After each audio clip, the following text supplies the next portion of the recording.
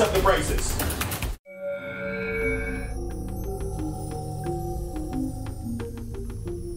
You're watching the ZNS Network, the People's Station.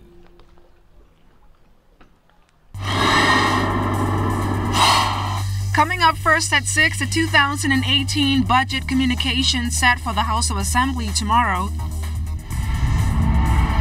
The National Security Minister commenting on the police-involved shooting of a 20-year-old on Sunday. And officials from the Ministry of Public Works clearing the air about the Munnings Drive road closure. This is the Bahamas Tonight, first at 6. This portion of the news is brought to you by BTC every day. Good evening, everyone. I'm LaDawn Davis, and this is the Bahamas Tonight, first at 6. Branded as the People's Budget, the Free National Movement's 2018-2019 budget communication that will be delivered in the House of Assembly this Wednesday, May 30th, has been predicted by the Minister of Finance, Deputy Prime Minister, the Honorable Peter Turnquest, to be relevant to the average Bahamian. Altaviz Munnings takes us back to the government's first budget communication a year ago. It was on May 31st, 2017, when Minister of Finance, Deputy Prime Minister, the Honorable Peter Turnquest, delivered the Minnis administration's first budget, just weeks after winning the general elections. But then, the government had claimed it inherited the former Progressive Liberal Party administration's fiscal plan. However, Minister Turnquest presented the reality of the country's economy, which he said then will delay but not put off some of the government's plans. When the finance minister revealed the current state of the economy 1 year ago, he said the forecasted GFS deficit of $100 million would overturn to $500 million. He also estimated that real gross domestic product in 2016 posted a zero rate of growth for the year as compared to the budget forecast of 0.5% growth. He also pointed out the shortfall in recurrent revenue collections of $216 million and that total government direct debt at the end of the 2016-2017 fiscal year was estimated to amount to $6.5 billion or 71.5% of GDP. Minister Turnquest also noted in last year's budget communication that real gross domestic product numbers shrank in 2015 by 1.7%. He also attributed Hurricane Matthew to the budget's expenditure side. The finance minister also cited modest improvements in the tourism and labor sectors. But for this year's fiscal outline, the Minister of Finance indicated 1 year ago that the government plans to reduce the country's $1 million deficit and achieve a primary surplus. He projected capital expenditure this fiscal year at $230 million, down from the hurricane-impacted level of $310 million in the 2016-2017 fiscal year. Recurrent expenditure, though, was predicted to go up this fiscal year with an increase of $218 million, and he also attributed the lion's share of the spending increase of debt redemption from $308 to $433 million. Some ministry allocations even increased this fiscal year, including $40 million to the Ministry of Health for the National Health Insurance Authority, almost $70 million to the Public Service, and over $5 million to the Royal Bahamas Police Force for overtime payments. Minister Turnquest also listed revenue measures in last year's budget communication, like reducing the business license fee tax from 1.5 to 1.25%, the elimination or reduction of import duties on dairy items, seafood, sauces and fruits, personal hair care products, building materials, electric motorcycles, and equipment to repair crews and sea vessels, as well as a newly implemented $100,000 allocation for constituency offices. Once again, the 2018-2019 budget communication will be delivered in the House of Assembly on Wednesday. Altaviz Munnings, ZNS Network News. Meanwhile, members of the public talking about what they expect in the government's 2018-2019 budget. I would hope that in this budget season that they have something in there as it pertains to taxi plates, taxi drivers, to try and make business a little more easier for us to deal with. Because as I was coming up, taxi drivers, as I know, are ambassadors of this country. But lately, we haven't been treated as though we are ambassadors of this country. The road is very bad. A lot of water is in the road, and it's damaging your car. In the wake of that police-involved shooting that claimed the life of 20-year-old D'Angelo Evans on Sunday, and a call by Member of Parliament for Centerville Reese Chipman for a full report into that investigation, Minister of National Security, the Honorable Marvin Dame, says there is a procedure currently in place that will be adhered to and ensure the integrity of that probe. The National Security Minister says that no one likes when a life is lost, but he also does not want officers to be crucified before due diligence is conducted. The officer or officers involved in that will have their day of accounting. And if they did something outside of their scope of responsibility, then they will have to account before the coroner's court on that particular matter, right? If they acted in good faith, right, in the execution of their duty, then they will be vindicated. Evans's death marks the 8th deadly police-involved shooting for the year. Police say they received a call of an armed robbery and encountered 2 men in the McCullough Corner area who engaged officers with a firearm. And in fear for their lives, officers shot one of them. At a press conference on Monday, upset family members claimed police killed an innocent man. When asked about the public's distrust of police, Dame says the force must always find ways to improve transparency. Ways to ensure that the public understands exactly what is taking place and how it's taking place. That's extremely important. All right, we're all stewards of the public, you know, we take into consideration every comment that's made, right, and look for areas whereby we can improve. A juvenile male appeared in court today to face 3 counts of unlawful sexual intercourse with minor girls between the ages of 6 and 11. The first incident reportedly took place last month, where the 15-year-old is accused of sexually assaulting a 6-year-old girl in the Bahama Avenue area. On May 14th, it is alleged that the juvenile again had unlawful sexual intercourse with a 10-year-old girl near the Stephen Dillard Primary School. And the most recent incident took place last week, where the teen is accused of assaulting an 11-year-old in the Big Pond area. The suspect was arrested over the weekend for these incidents. His relatives were in court for the proceedings. The teen was not required to enter a plea to the charges and has been remanded to the Simpson Penn School for Boys. He returns to court in August for service of voluntary bill of indictment papers, fast-tracking the matter to the Supreme Court. And still to come, Bahamas Red Cross is in ready mode as the hurricane season is only days away. You're watching First at 6, your news leader.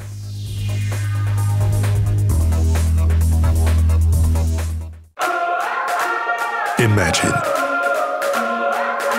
you have Hollywood at your command. Introducing Flow Evil.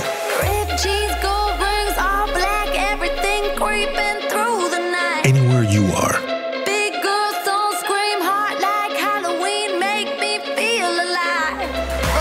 There's a world of entertainment here, and you run the show. Flow Evil. Are your monthly bills coming in on top of your holiday bills? It's time for a change. Bundle your bills into one low-rate loan with Commonwealth Bank. Move your high-rate loans and credit card balances from other banks to a low-rate consolidation loan at Commonwealth Bank. Less stress, less to pay, each and every month. Plus, the chance to win $5,000. So make a change. Get a consolidation loan at Commonwealth Bank and pay less. Accepted. You're always sharing everything. You share the umbrella, the weekend, the blanket, and even your favorite towel. We know that you always share, but not KFC's genuine big box, made fresh for only you, with 2 pieces of chicken, 2 spicy wings, coleslaw, fries, biscuit, a cookie, and a soda, all for just $10 including VAT. Easy to enjoy, hard to share.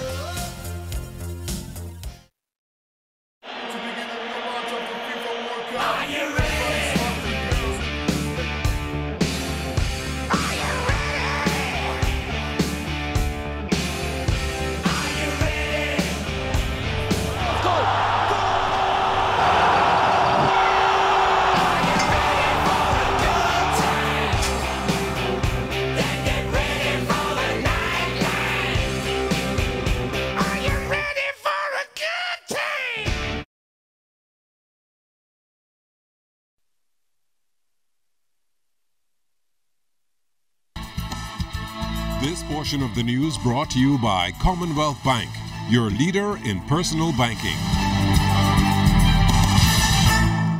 Minister of Transport, the Honorable Frankie Campbell, says the government has received notice of acquisition for Phil's Food Store on Gladstone Road, moving it one step closer to relocating the previously condemned East Hill Street Post Office. The minister says government will then physically claim the building to move forward with that process, and he hopes to have staff relocated before the end of the year. All the relevant ministries and agencies are now coming together to coordinate that. And I'm satisfied that shortly thereafter, work will begin. I know that the people at the General Post Office, our dedicated staff, have been long suffering. And I want to say to them that the light on the horizon is getting brighter and brighter every day. Farmers across the country met with industry experts today to discuss ways to modernize the industry while protecting their assets. Is the focus of a Ministry of Agriculture three-day conclave taking place at the National Training Agency for Farmers.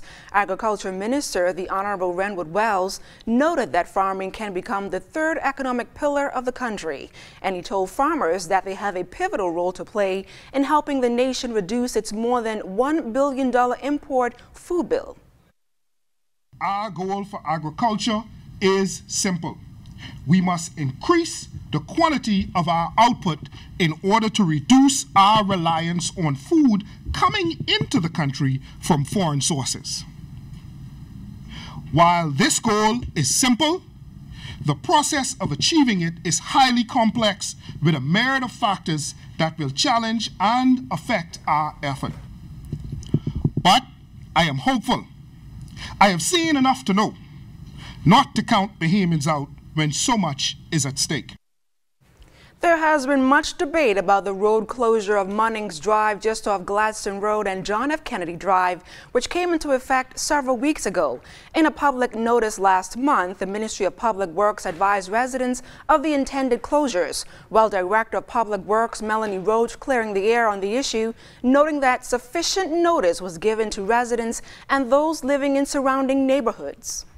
The actual request for the closure of Munnings Road came from the residents of that area. That was not a project that the Ministry of Works initiated. That was a direct request from the residents of the area.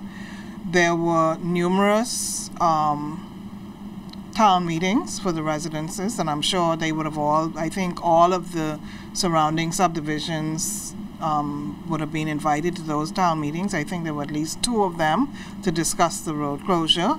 The Ministry of Works also issued notices. We also put up signs in advance of the road being closed. So if persons didn't see the notices, well, I don't know what else we could have done. The Bahamas Red Cross Society is in full mobilization mode and ready to render assistance to victims hardest hit by hurricanes in the upcoming season, which starts on June 1st. Director General Caroline Turnquest says her team is still working to provide relief to residents in the southern Bahamas devastated by Hurricanes Matthew and Irma. After we would have experienced Joaquin, it was an eye-opener, and so the work continues from then until now. We have to ensure that those islands are, well prepared. We have been pre-positioning supplies, and we have been staying in constant contact with our member group leaders in those islands. Just recently, we sent in pallets of water and food supplies into Ragged Island, Crooked Island, and a number of the other islands. Turnquest says the last 3 hurricanes served as an eye-opener for residents across the country who are now taking the message of preparation seriously. Additionally, she encouraged Bahamians everywhere to continue to join with them by donating packages to find themselves in an unfortunate situation. Our packages, we're mandated to, with the NEMO, ESF, we are mandated to do food supplies. And we do food supplies, water, and we go a little beyond that. We do blankets. In certain areas, we do portable stoves and tarps. So If we have a donation of a number of these items, of course, we would just, distribute them amongst the various islands as well as New Providence. Stay with us. Sports is up next. You're watching the News Leader first at 6. That portion of the news was brought to you by Commonwealth Bank, the leader in personal banking services. Rugs, carpet tiles, ceramic tiles, floor mats, even vinyl flooring. Find them all at Wright's Carpet Masters, located on Bernard Road. Let them cater to your home or your office needs, and you can choose from a variety of carpets, floor mats, cashmere, oriental rugs, and area rugs. And if you can't come to us, we will bring the business to you, offering free estimates and deliveries to the family islands. Wright's Carpet Masters will get it right for you. Located on Bernard Road, telephone number 364-1260. Yeah, child, I can ride this right on this rim. Y'all guess what? What? I ain't got no spare. Let me just get a jump from the hacker. Nah, this flat. Guess what, bruh? If you back around the corner of Wolf Road, there's a tire too. I go in there right now. Don't look at nosy, Shirley. You just shut up in my head in the back there. Stop making nerds. Hey, sweet boy. Give me one of them tires. And while you at it, check this back. Epic Wolf Road now has tires too. Why not replace your tires on the weekend? Wolf Road is open 7 days a week, including holidays. Visit us today.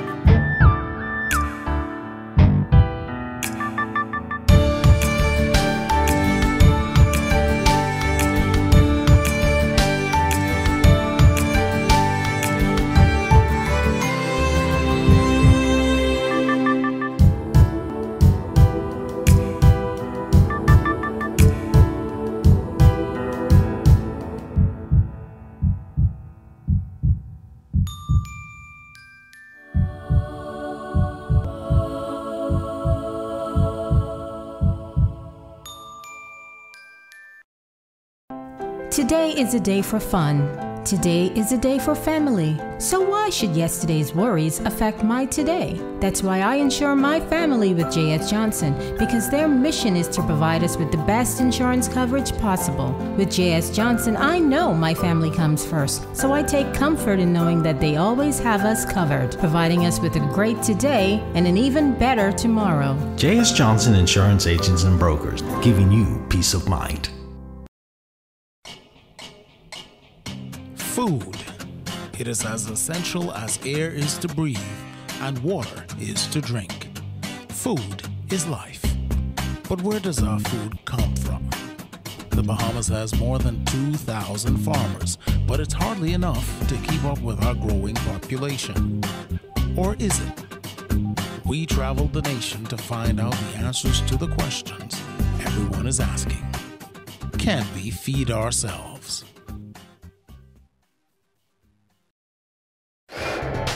ZNS Total Sports is brought to you by Fourth Terrace Diagnostic Center.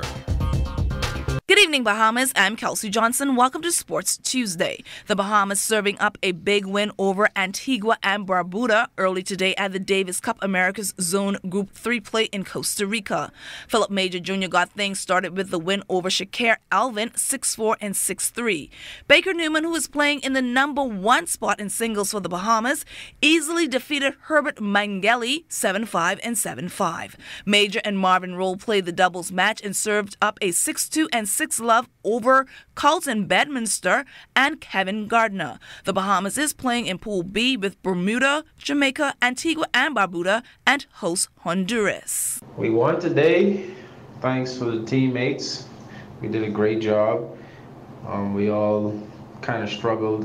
Well, both me and Baker struggled in our singles matches, but we found a way to pull it out, which is a great character for both of us and shows that we really want it. And also today was a great day for doubles. Me and Marvin, we played excellent doubles today, and I'm just, not just me, but we all are going to keep putting our best foot forward and competing as hard as we can, because we all have the Bahamian pride. And we have a day off tomorrow, play Jamaica on Thursday.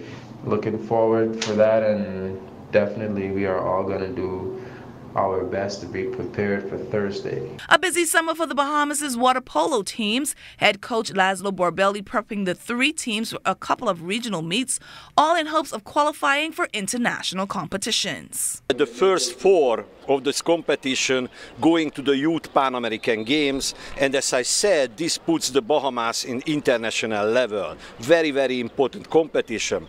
So the entire preparation is geared toward that. The number one what we did is that we recruited Alan Murray, who is a local hero here. For the viewers, I tell, he participated and represented the Bahamas in 3 separate Olympics. One of them was Barcelona, I don't remember the others, but they were 3 consecutive. And he worked with my boys, our boys, and teach them swimming, real swimmer style. So I absolutely appreciate his help. Then we had Peter Hudak, who is a Hungarian coach working in Texas, and he had the fortune to train with the best, he was apprentice of the best water polo coaches, the American female national coach and 2 Serbian coach, and we all know the Serbians are best in this business beside the Hungarians. He spent 10 days with us, fantastic preparation, fantastic new type of training. A top 4 placing at the Women's Caribbean World Cup tournament will advance the Bahamas' women's national basketball team to the America's Cup.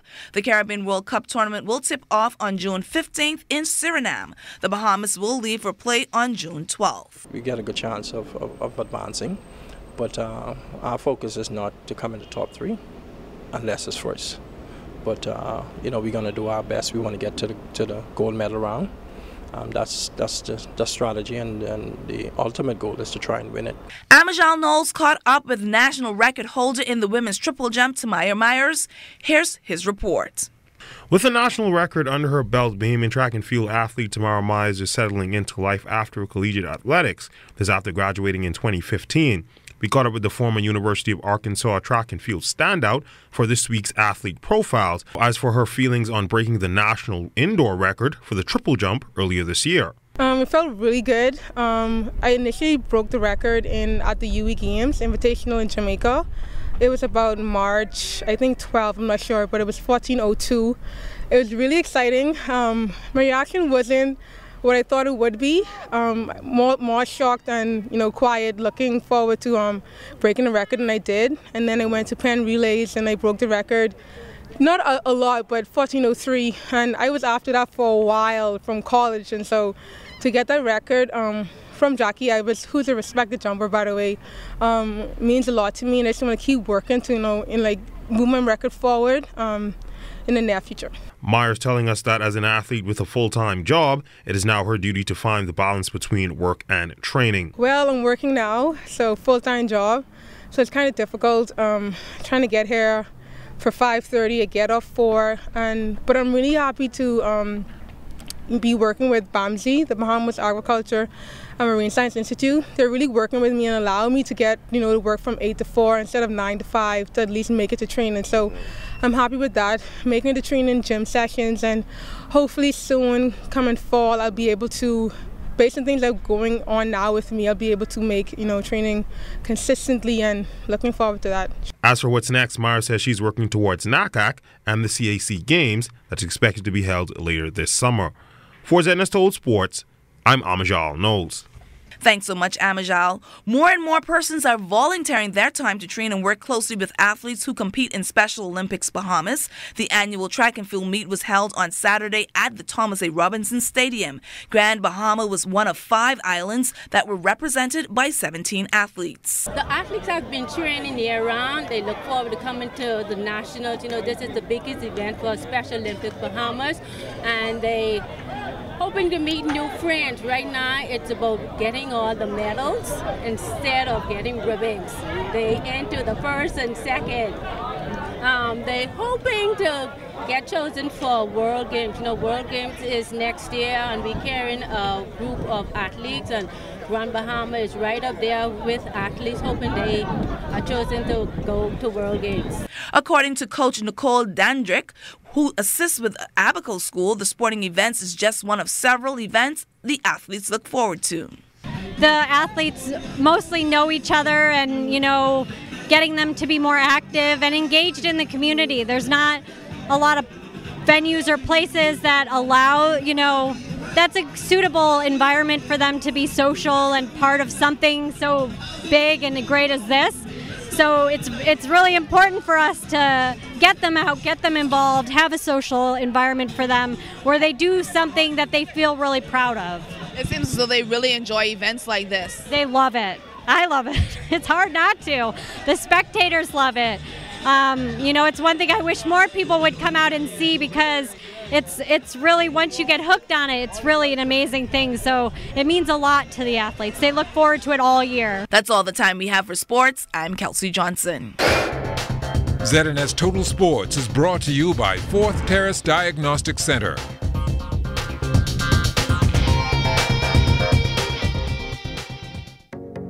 BTC is giving the gift of rollover data, plus free unlimited WhatsApp calls, texts, pictures, and videos. Choose from our 1-day plan for $349, 7-day plan for $999, or our 15-day plan for only $29.99. We've even thrown in unlimited BTC to BTC calls and texts. Dial *203# to activate your plan today. Share every moment with BTC. Terms and conditions apply. In Caribbean news this Tuesday, Barbados will remain as a member of the Caribbean Court of Justice, according to incoming Prime Minister Mia Mottley said on Friday, adding that CCJ represents one of the best examples of independence in a court across the entire globe. The Royal Grenada Police Force seized 3 bags containing an estimated 156 pounds of marijuana found at Pearls Beach, St. Andrews last Wednesday. The RGPF in a statement said that the discovery was made during a joint operation by officers attached to the Drug Squad, Special Service Unit, and the Coast Guard. The Board of Directors of the Caribbean Development Bank has approved a loan of $5.6 million to assist the government of Anguilla in meeting its fiscal obligations after the destruction caused by Hurricane Irma in 2017. The funds will allow the government to focus on its recovery priorities without having to divert resources to meet financial needs. Time now for weather. In our first look at weather, subtropical depression Alberto is now moving over Alabama. It's down to about 30 miles per hour in terms of its speed, but continue to generate strong rainfall over those parts as it's tracked towards the north around 18 miles per hour. Then closer on the home front or near to home, we still have that trailing rain band, which is triggering showers across western Cuba. 1 or 2 of those can affect western portion of Andros as well, as they all lift towards the north in time. But outside of our studios, we have cloudy skies, temperature 81 degrees, your relative humidity at 88%. The winds are out of the south-southeast at 13 miles per hour, your barometric pressure 1,016.3 millibars. That is 30.05 inches, and it is steady. That's going to do it for your first look at weather at 6. Stay tuned, more weather is still to come. Thanks a lot, Basil, and that's news in the Bahamas tonight, first at 6. But don't go anywhere. News from the north is up next.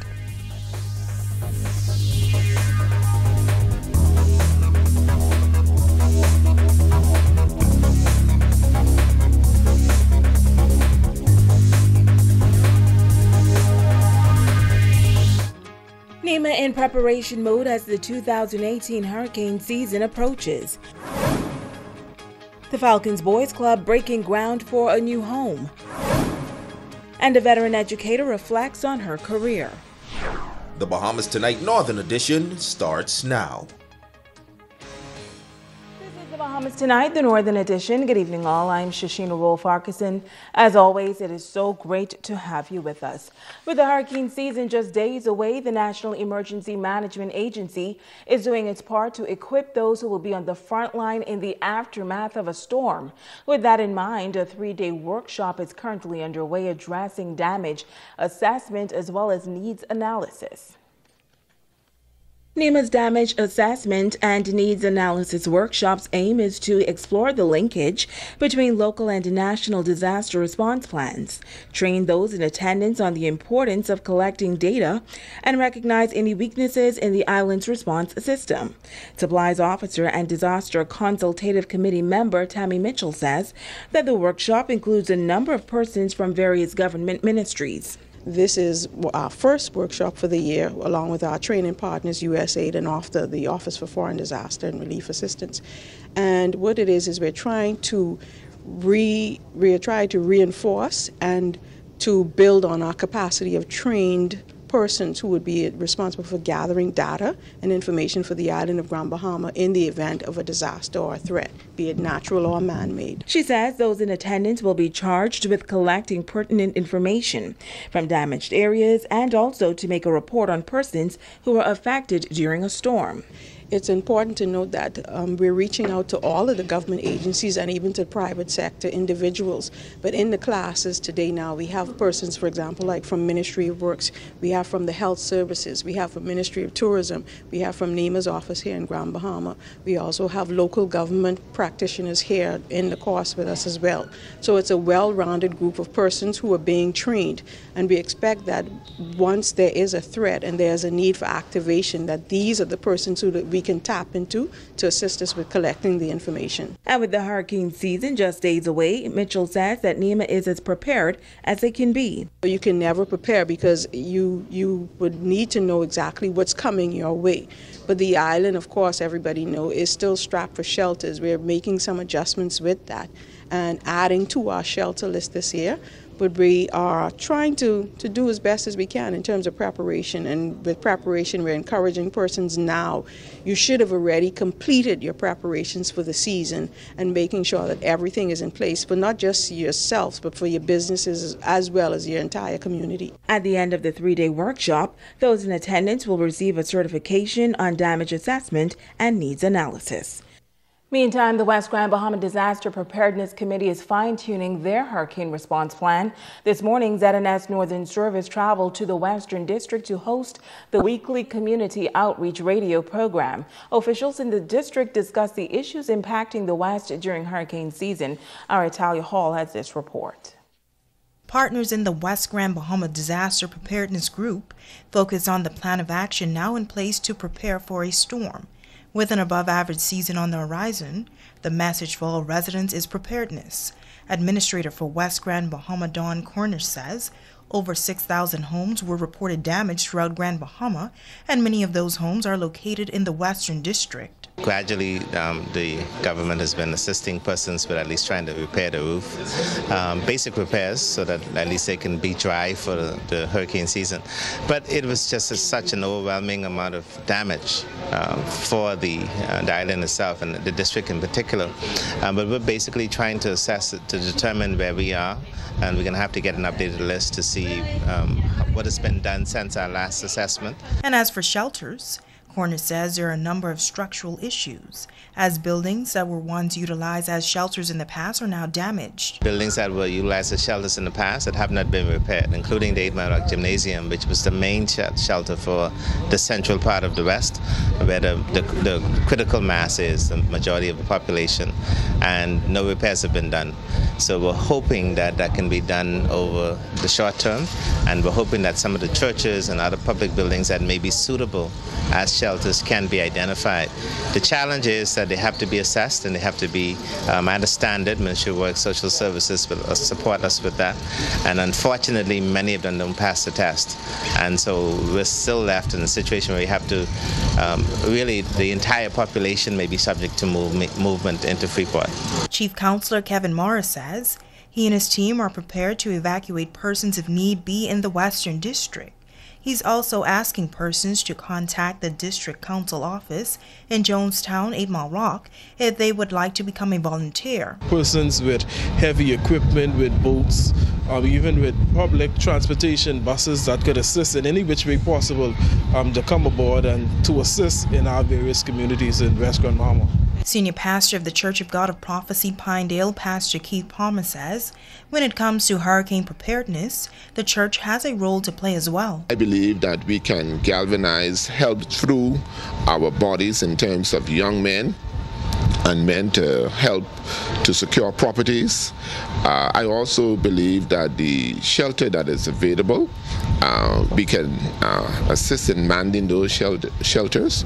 The church has its responsibility in the community. While we pray, there are some physical things that we must do in order to show and display our love to humanity. Italia Hall, ZNS Network News. And it's been 1 year since Ragged Island was devastated by a storm, and some say not much has changed.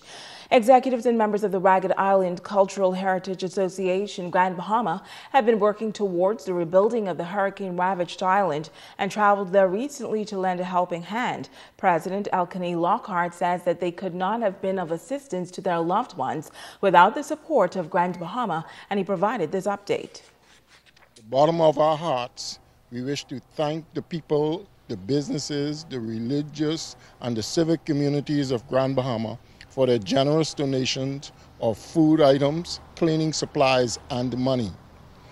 As recent as 2 weeks ago, RICA, the acronym for the association, with the assistance of donations received from the Grand Bahama communities, was able to assist 24 families on Ragged Island with gift certificates ranging in amounts from $300 to $1,500 to assist with the purchase of building supplies. And though grateful for the support, Lockhart says they realize that there is still much more work to be done, and they are still appealing to the public for support. We are therefore continuing our plea for monetary donations from the public. We believe that the strong ties and love we have for one another through families and friends, together with our faith in God, will produce the victory. I close by extending this special challenge to young Ragged Islanders and descendants living in Grand Bahama to come forward and offer your service or services to RICA and help grow our association, and by extension help to redevelop Duncan Town, Ragged Island. Now, he also noted that the president of Restoration Ragged Island is currently on the southern island installing a reverse osmosis water plant that will be able to produce 1,200 to 1,500 gallons of water a day. Stay with us. The Bahamas Tonight, the Northern Edition, continues right after this.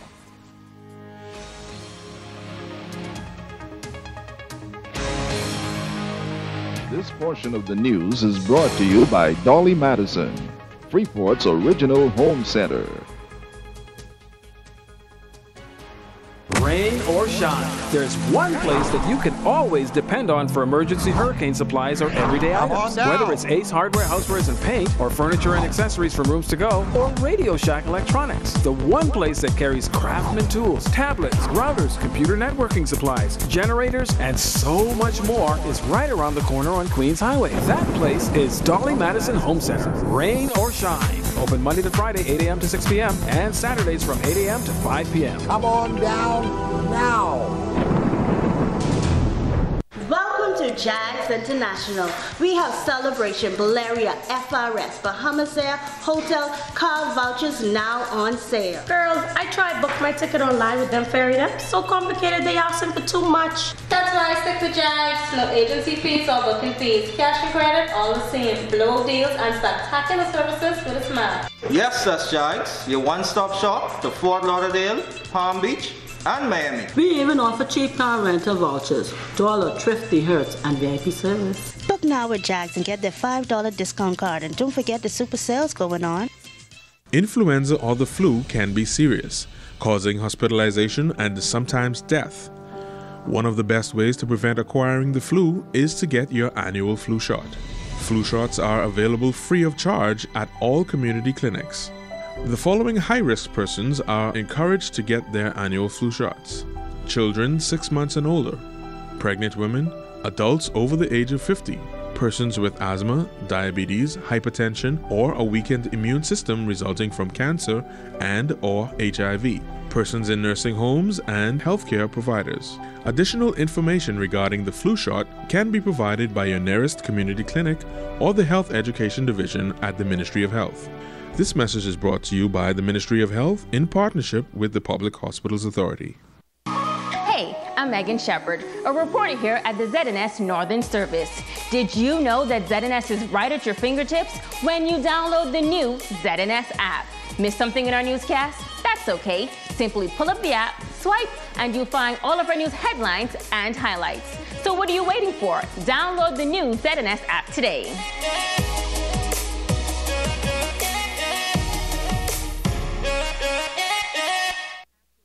More Makeup by Megan Coakley. When you want to look like a star. Phone 443-7979. Covering the Northern Bahamas, you're watching the Bahamas Tonight, Northern Edition. Welcome back. She is considered one of the pioneers in education on Grand Bahama, and tomorrow she will be honored for decades of service to the education profession. Tonight, Italia Hall talks with this outstanding educator respected as a disciplinarian in and out of the classrooms. She has been in the profession from the age of 19. It all began at the Mary Star of the Sea Primary School, but 1 year later she left to receive tertiary education in New Providence to become a qualified teacher. Once she returned to Grand Bahama, Mary Cooper became a part of the government's education system, moving up the ranks very quickly, holding positions like senior mistress, vice principal, and then principal of many of the government schools. Cooper became principal of the then West End All-Age School in 1991, where she was instrumental in establishing a preschool unit. One day, I was in my office sitting.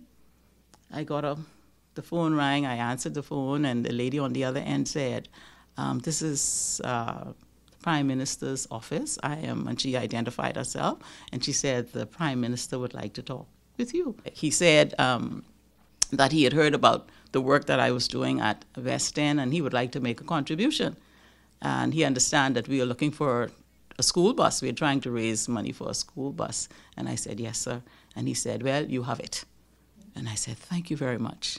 2 weeks later, we went to the mailboat to collect our school bus. During her teaching career, she was also seconded by the Anglican Diocese and became the vice principal of the then Discovery Primary School and the Freeport Anglican High School. But her stint there was not long at all. 3 years later, she became a part of the then Gombe Land High School, now known as St. George's High. At the end of the year at St. George's, a boy was the valedictorian. I mean, that just did my heart good. I tried to save as many of the boys as I could. She calls herself a disciplinarian and one with a deep love for children, but in 2005 her role changed as she was taken out of the school system and transferred to the Ministry of Education. And in 2016 she was named the district superintendent for Grand Bahama, Bimini, and the Keys. She says going forward, she expects more dedication and commitment from teachers, a greater use of technology in schools, and her final wish is to see senior officials on Grand Bahama more involved in the appointment of teachers. And making decisions for the Grand Bahama, Bimini, and the Keys district instead of all of the decisions coming from New Providence. I'd like to see them participating in that role, even with the appointments of principals and school administrators. Cooper says she's truly looking forward to her retirement, but she's not quite done yet, as she's assisting her sister who owns a early childhood institute. I do some classes for her, so that's in my system. Teaching is what I'm made of. A banquet will be held for the retired educator Mary Cooper on Wednesday, May 30th at 7 p.m. at the Grand Lucine Resort. Reporting for ZNS Network News, I'm Italia Hall. Well, a special groundbreaking taking place over the weekend for the Falcons Boys Club. Thanks to the Grand Bahama Port Authority and many sponsors, the Falcons now have a piece of property of their own and will soon construct their new Champs Community Center. Scores of residents throughout the island braved the inclement weather conditions to support the Falcons Boys Club groundbreaking ceremony. It was a proud moment for director of the Falcons Boys Club, Darren Roll, who along with his team for over 2 decades have mentored thousands of young men in the Grand Bahama community. Roll says the property was donated by the Grand Bahama Port Authority and adds that he is leaning on the support of the community as always to assist in the construction of this new facility. This is us trying to continue to build young boys. This is a sacrifice of labor. On many occasions, our names have been placed out there because we go all through the community trying to ask for funds. And that has to be done because we don't have it in our personal pockets. But all of you who are here today, you know that Darren, Carl, and Roll have been personally accountable to you. That's why some of you have been here for 20 years. That's why some of you have been here for 15 years. That's why some of you have dug into your personal pocket for us to be able to have this success. So if you stand at any place and you give me credit, you have done wrong. This is us as a team. President of the Grand Bahama Port Authority, Ian Roll, says that they are proud of the work that Roll and his team have done and adds that they have and will continue to assist in whichever way that they can. If these men, the young men, if they were left alone and you wouldn't have people like Pastor Roll and Dudley Said actually empowering these young men, where would they be? They'd be keeping Mr. Butler and his force very, very busy.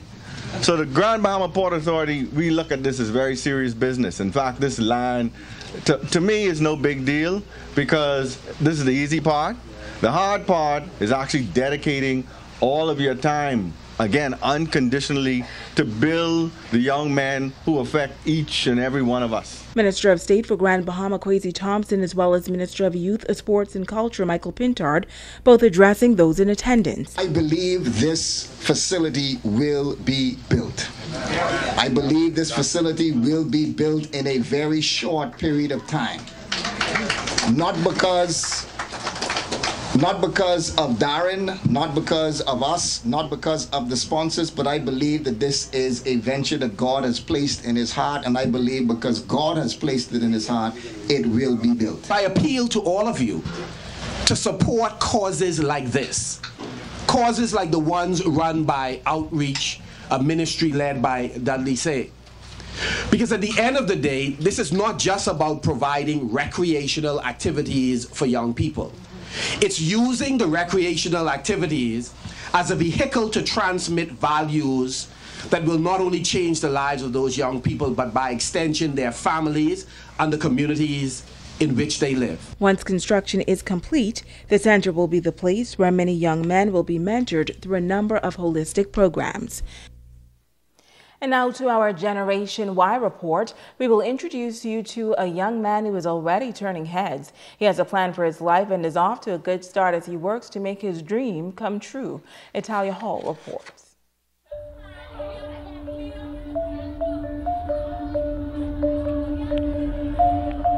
Meet 11-year-old Robert Grant Jr., a 6th grade student at the Freeport Gospel Chapel School. Robert was recently selected as a nominee for the Primary School Student of the Year award. Now, the competition was no easy task. The requirements were many. It was important for him to be a well-rounded student, and he was also required to write an essay as to why he should be given the top award. It's very exciting because I got to meet the Governor General. Out of all my peers in grade 6, I got chosen out of all them because I had the best thing. I had all extracurricular activities, and I'm good in school with all my subjects. Robert also enjoys persuasive writing. My principal wants to cancel all the field trips for the year, and I strongly disagree with that. My principal says she wants to save money. I have some reasons how we can save money and go on field trips. My first reason is that when we study, we do not get the full picture of what the book says. The second reason is we can provide our own transportation. The last reason is help fundraisers. He says being a well-rounded student for him is key, as he wants to become a professional sports player someday. I like to play basketball and baseball and do various activities like out of school, like Discovery Club and Eco Club. Being motivated by just what I want to do in life, like become a baseball player. And now it is time to ask the doctor.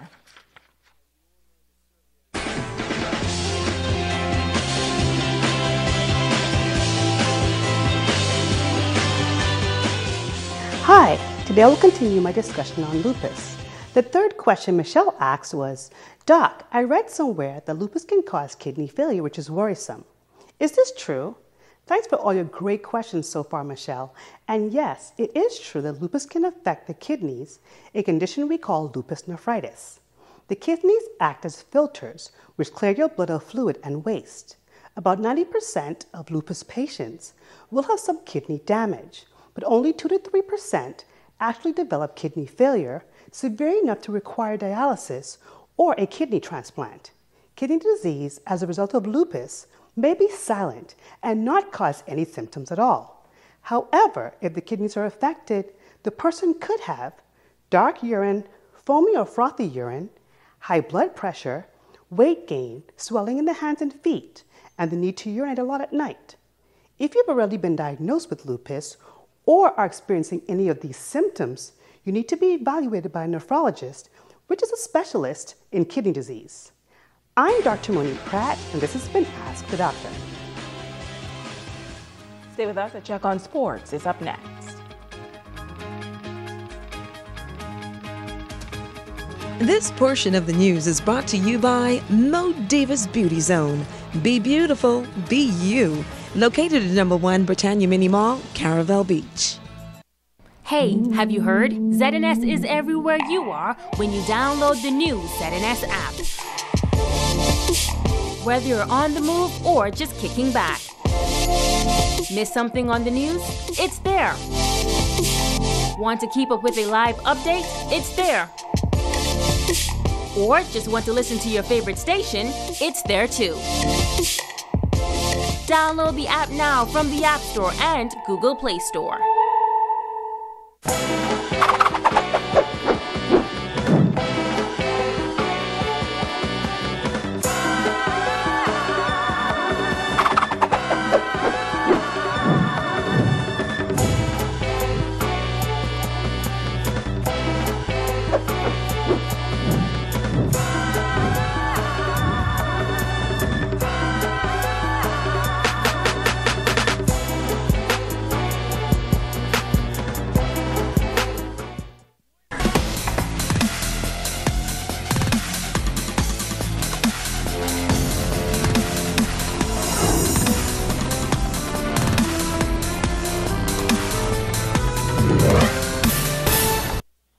Talking sports, the YMCA has been offering an archery program since last year, and since then, interest in the bow and arrow sport has been increasing. Recently, the students welcomed a special visitor where they had an opportunity to learn more about the sport. Italia Hall reports. President of the Bahamas Archery Federation and head coach of the national archery team, David Ramming, was on Grand Bahama recently to assist the children in learning the sport. He says archery is one of the safest sports and all that is required is good discipline. He says he's pleased to see the Y expanding the program and to be able to teach the kids a few skills, adding that the organization hopes to offer a summer camp on Grand Bahama this year. Because the Federation needs to reach the Family Islands and the Family Island communities, and we're very happy for what's going on with the Y. I'm here to support them and to help grow the program. We have been in existence for about 5 years now, and we just returned from a tournament recently in the Dominican Republic with a team of 5 archers, and we won 2 golds and 2 bronze, so we're making some progress. Archery is an Olympic sport. It's a sport that the Bahamians can do very well, and we can grow it right here, and that's what this is about. Program Director of the Y, Shakitha Henfield, says when the program was implemented last year, they started out with used equipment. Last year was a trial run. It wasn't a program that was paid for, but now we actually have children and adults that are part of the program since January of this year. And we recently were fortunate enough to get a donation from the Grand Bahama Port Authority Conkman Association. They donated some money to us, and we were able to purchase all this new equipment, so which is really good because, you know, we have young archers, they use different equipment. You have left-handed, right-handed, you have different levels of bows, and you want to teach them the proper technique when you're introducing a new sport. These little ones shared their experience with the program. I also really like archery because it helps me to relax and focus, and I also do very well in my schoolwork, so it's good for me and my sister. I learned that you can't run in archery, and that archery needs total concentration. You learn a lot and it's fun. It's Talia Hall, ZNS Total Sports. Watch it now, Tally. Well, the Bahamas Davis Cup team of Philip Major Jr., Baker Newman, Jody Turnquest, and Captain Marvin Bowl is in Honduras and defeated Honduras 2-1. Team Bahamas still have to play Jamaica, Bermuda, and Antigua and Barbuda in Pool B.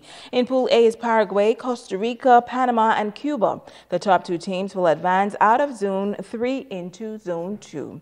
And congratulations are in order to Sunland Baptist Academy's graduate and freshman at the University of Houston, Brianne Baffle, in qualifying for the NCAA Track and Field Championships. That's June 6th to the 9th in Oregon. Brianne will compete in the 100 and 200 meters, and of course, we wish her all the best.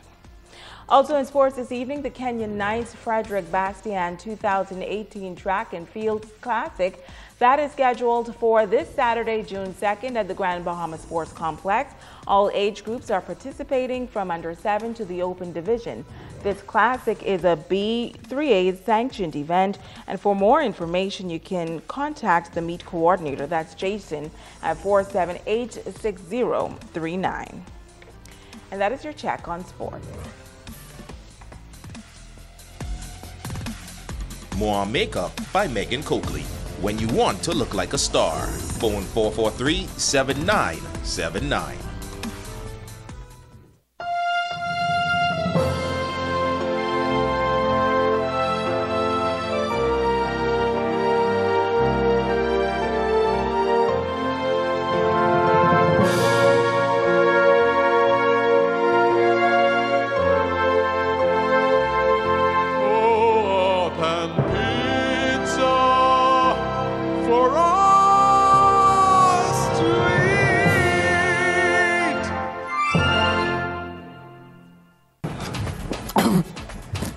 Everybody, are you on TV? Look, are you on TV? Mom, guess what it is? That's me. Bartender, do you see me? Are you on television? I gotta tell my girlfriend I'm on television.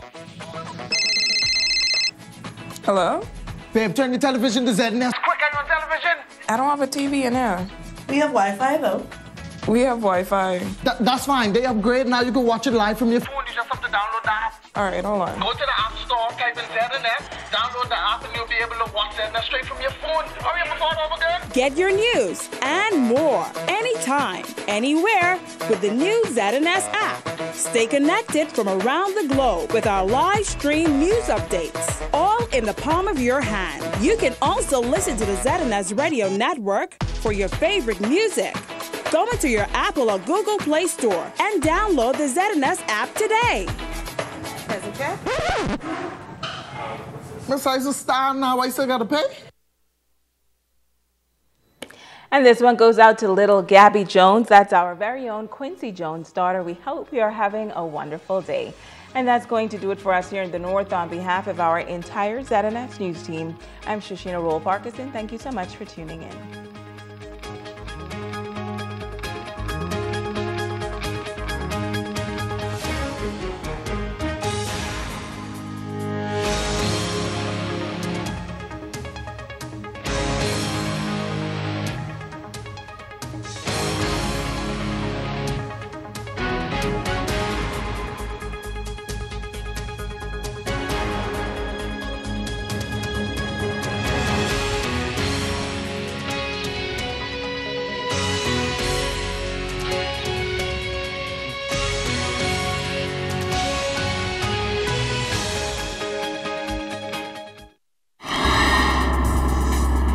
Coming up in the Bahamas tonight, the National Report.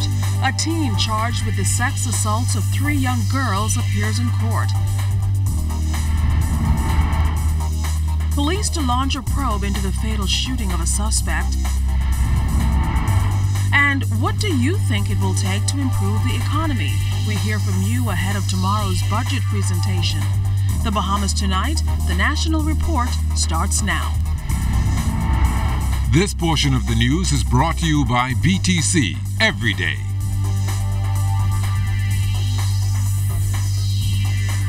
The budget to be presented in Parliament tomorrow. Good evening, everyone. I'm Keishla Adderley, and welcome to the Bahamas Tonight, the National Report. Topping the news tonight, branded as the People's Budget, the Free National Movement's 2018-2019 budget communication, which will be delivered in the House of Assembly tomorrow, has been billed by the Minister of Finance, Deputy Prime Minister the Honorable Peter Turnquest, as one that will be relevant to the average Bahamian. Altaviz Munnings has this review of last year's fiscal plan. It was on May 31st, 2017, when Minister of Finance, Deputy Prime Minister the Honorable Peter Turnquest delivered the Minnis administration's first budget, just weeks after winning the general elections. But then the government had claimed it inherited the former Progressive Liberal Party administration's fiscal plan. However, Minister Turnquest presented the reality of the country's economy, which he said then will delay but not put off some of the government's plans. When the finance minister revealed the current state of the economy 1 year ago, he said the forecasted GFS deficit of $100 million would overturn to $500 million. He also estimated that real gross domestic product in 2016 posted a zero rate of growth for the year as compared to the budget forecast of 0.5% growth. He also pointed out the shortfall in recurrent revenue collections of $216 million and that total government direct debt at the end of the 2016-2017 fiscal year was estimated to amount to $6.5 billion or 71.5% of GDP. Minister Turnquest also noted in last year's budget communication that real gross domestic product numbers shrank in 2015 by 1.7%. He also attributed Hurricane Matthew to the budget's expenditure side. The finance minister also cited modest improvements in the tourism and labor sectors. But for this year's fiscal outline, the Minister of Finance indicated 1 year ago that the government plans to reduce the country's $1 million deficit and achieve a primary surplus. He projected capital expenditure this fiscal year at $230 million, down from the hurricane-impacted level of $310 million in the 2016-2017 fiscal year. Recurrent expenditure, though, was predicted to go up this fiscal year with an increase of $218 million. And he also attributed the lion's share of the spending increase of debt redemption from $308 to $433 million. Some ministry allocations even increased this fiscal year, including $40 million to the Ministry of Health for the National Health Insurance Authority, almost $70 million to the Public Service, and over $5 million to the Royal Bahamas Police Force for overtime payments. Minister Turnquest also listed revenue measures in last year's budget communication, like reducing the business license fee tax from 1.5 to 1.25%, the elimination or reduction of import duties on dairy items, seafood, sauces and fruits, personal hair care products, building materials, electric motorcycles, and equipment to repair cruise and sea vessels, as well as a newly implemented $100,000 allocation for constituency offices. Once again, the 2018-2019 budget communication will be delivered in the House of Assembly on Wednesday. Altaviz Munnings, ZNS Network News. Okay, tonight we continue with more insight into tomorrow's budget presentation. We're joined live tonight by Mike Mora, the CEO of the Arawak Port Development and Chairman of the Bahamas Chamber of Commerce and Employers Confederation. Good evening, Mr. Mora, and thanks so much for joining us. Good evening, Keishla. Well, first I want to ask you the big question I think everyone has when the budget period rolls around. Will there be new taxes? What do you think about that prospect and what the implications are? Well, in your statement, you indicated that the minister had spoken to that this national budget would be relevant to all Bahamians. And by relevant, I hope that that takes into consideration the burden and challenge and struggle that the Bahamian economy has had over the last several years. The reason that we're in a state that we're in right now is because we've seen our central government double in size over the last 10 years. We've seen our fiscal deficit as a percentage of GDP triple. We have seen the introduction of VAT, which now brings us somewhere in the total of around $700 million a year, which was implemented to address this same fiscal challenge that we have today, not having delivered on its promise. We also have the inefficiency and continued subsidization of state-owned enterprises. We have the opportunity to look within as a government to address our own house rather than to look to our taxpayer again as the means in which to bail us out. All right, you also spoke off air with me about the doubling and tripling of the deficit. How likely is that to recede anytime soon? And talk about the implications of those large figures as well.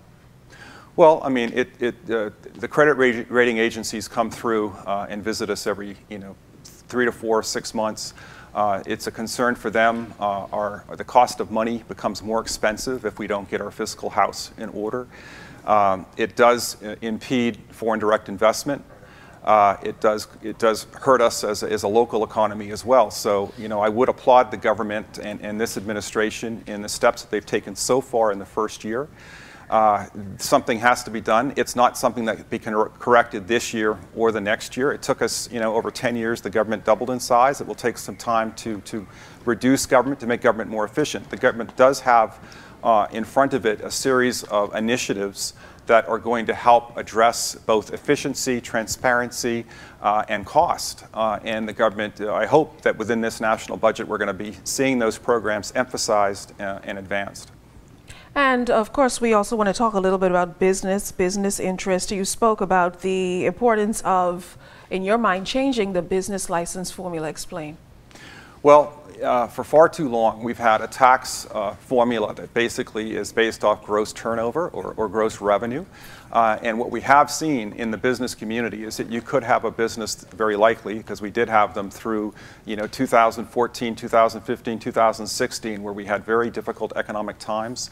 Businesses, in many instances, were losing money, but that gross revenue formula would cause a business to have to pay tax at a time when it has no money to pay that tax. What we're suggesting is that the government consider or contemplate a tax on gross profit, which would consider the cost of doing business. Well, thank you very much, Mr. Mike Moore, the CEO of the Arawak Port Development and also representing the Chamber of Commerce. Thanks so much for talking with us tonight. Most welcome. Well, as the budget approaches, we spoke with Bahamians about what they think is priority. Here's what you had to say.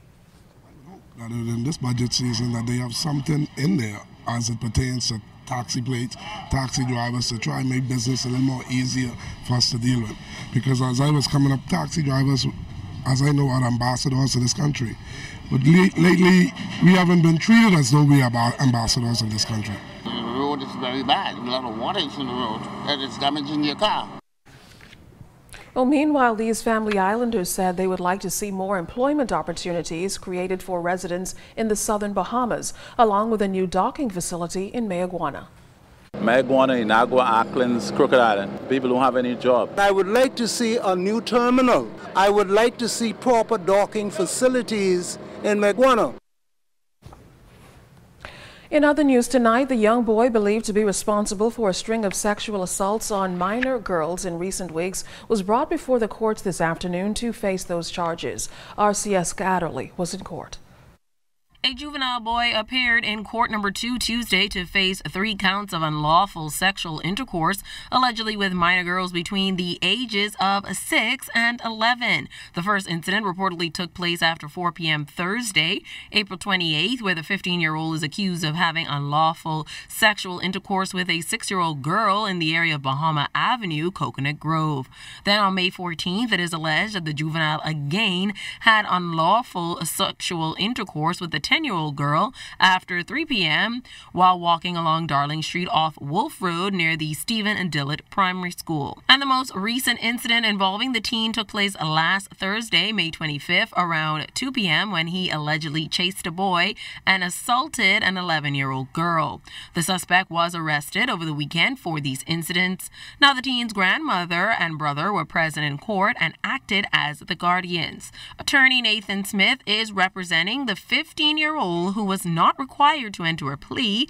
He is being remanded to the Simpson Penn School for Boys until August 28th at 10 a.m. where he's expected to be serviced with a voluntary bill of indictment papers. Sia Scouterly, ZNS Network News.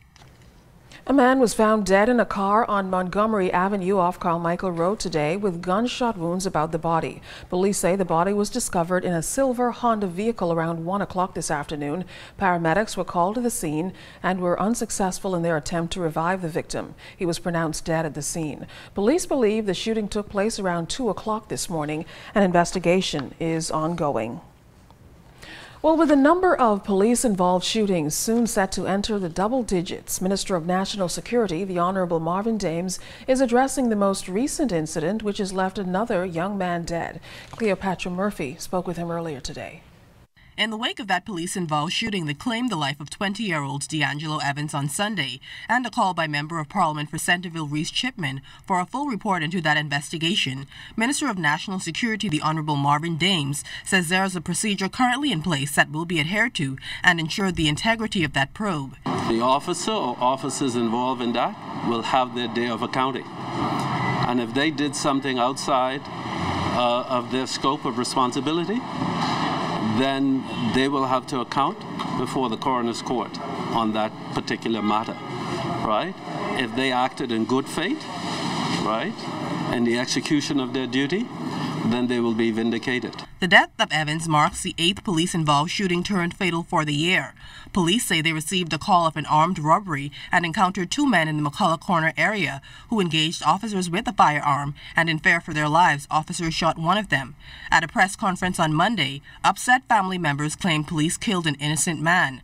Asked about the public's distrust of police, Dames says the force must always find ways to improve transparency. Ways to ensure that the public understands exactly what is taking place and how it's taking place. That's extremely important. All right, we're all stewards of the public, we take into consideration every comment that's made, right? And look for areas whereby we can improve. Dames also stressed that no one likes when a life is lost, but he also does not want officers to be crucified before due diligence is conducted. Every time an officer pulls a trigger, he or she has to account for their actions, and there will be no cover-ups, all right? But we have to allow the process to run its course. Police have tested body cams over the last few months, and in the wake of increased scrutiny and a need for added transparency, the National Security Minister says they will be implemented soon. We have budgeted for body cam in the upcoming fiscal period, and it is expected that it will be introduced at that time. The National Security Minister says there is no perfect system, but police are always looking to improve how they operate. Cleopatra Murphy, ZNS Network News. Officials from the Ministry of Education and the Organization of American States, OAS, signed a grant agreement on Monday intended to enhance preschool education. The Ministry of Education's Early Start project has been approved for an $83,000 grant from the OAS under the theme Comprehensive Early Childhood Care. Minister of Education, the Honorable Jeff Lloyd, says the funds will assist one of the core objectives of the Ministry of Education, increasing the access to education for 3- and 4-year-olds. He says the funds will be committed to ensuring the curriculum is relevant, there is adequate teacher training, and that preschool education is seen as important. The IDB has been extraordinarily, along with the Organization of American States, is extraordinarily emphatic in making us aware of how crucial the years 0 to 5 are in the life of a human being, and particularly in establishing the foundational skills basis for their success going forward. So this is more than a favorable moment for us in education to be able to access, Ms. Ramming, this opportunity by way of this grant for our young people and for our educational establishment. Ambika Ramming, officer in charge of the Organization of American States in the Bahamas, says education presents an opportunity and empowers people with knowledge, skills, and power to shape a better future for themselves. She says the organization was pleased to partner with the Bahamas for this initiative. This funding will be used to promote universal access to and strengthen the equitable delivery of comprehensive and quality early childhood development for all children from the earliest stages of development. As the officer in charge of the OAS National Office in the Bahamas, I work closely with the program coordinators to ensure the success of the project. I take this time to encourage my counterparts in the Inter-American Network to see the value in this project and lend their support. Well, still ahead tonight, farmers meet on how to grow the agriculture industry. And the Director of Public Works speaks out on the decision to block Munnings Drive. You're watching the Bahamas Tonight, the National Report, your news leader. This portion of the news is brought to you by the new Shell and Leaded, designed for extra miles.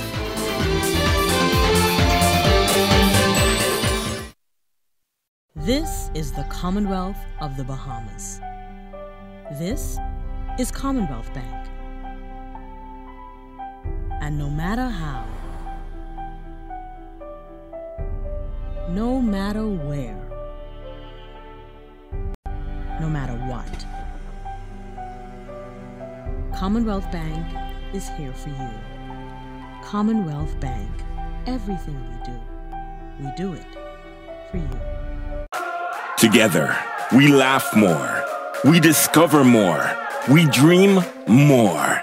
Together, we connect more, we cheer more. Grab life by the bundle and fuel your passion for your favorite things. Enhance your entertainment experience with Flow Evo, internet and home phone in one simple package. The hotter the bundle, the more you get. Grab life by the bundle with BTC. Accepted. You're always sharing everything. You share the umbrella, the weekend, the blanket, and even your favorite towel. We know that you always share, but not KFC's genuine big box, made fresh for only you, with 2 pieces of chicken, 2 spicy wings, coleslaw, fries, biscuit, a cookie, and a soda, all for just $10 including VAT. Easy to enjoy, hard to share.